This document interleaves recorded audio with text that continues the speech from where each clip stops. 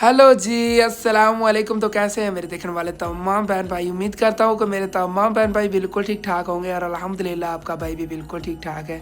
और जिस तरह के आप वीडियो में देख रहे हैं माशाल्लाह से मैं कुछ शॉपिंग कर रहा हूँ और ये मेरी एक बहुत ही प्यारी सिस्टर है। वो बेचारी ना बोल सकती है, ना चल सकती है। तो जैसे आप देखते रहते हैं कि माशाल्लाह मैं लोगों के लिए कुछ ना कुछ करता रहता हूँ, तो मैंने उसके लिए एक व्हीलचेयर खरीदी, कुछ खिलौने खरीदे, कुछ कपड़े खरीदे। एक उस सिस्टर के लिए नहीं खरीदे, उसकी छोटी सिस्टर थी उनके लिए भी साथ में खरीदे और हम पहुंच गए उनको सरप्राइज़ देने।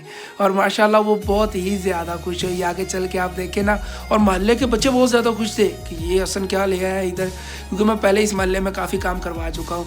और ये सिस्टर जब इस मतलब के व्हीलचेयर पे बैठी तो बहुत ज़्यादा खुश हुई। इसकी सिस्टर छोटी थी, वो बहुत ज़्यादा खुश हुई। जब इसको कपड़े दिए ये बहुत ज़्यादा खुश हुई। और देखें कि जो चौबीसों घंटे चारपाई पे पड़ा रहे और अचानक उसको इतनी तेज़ी से झूले दिए जाए, वो कितने ज़्यादा खुश होता है।